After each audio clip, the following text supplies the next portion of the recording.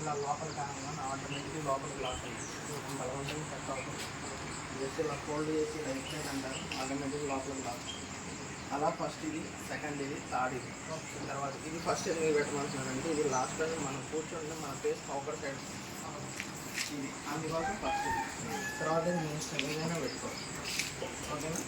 పాలు అయిపోయింది అన్న తర్వాత మనకి పైపులో తెలుస్తుంది. ఇక్కడ తెలిసిన తర్వాత ఇందాక లోపలికి అన్నారు కదా, ఇది కాకుండా జస్ట్ ఇలా బయటికి అంటే ఒకటి తీసేసాను. ఇప్పుడు మనకి దూరం చాలా కాదు.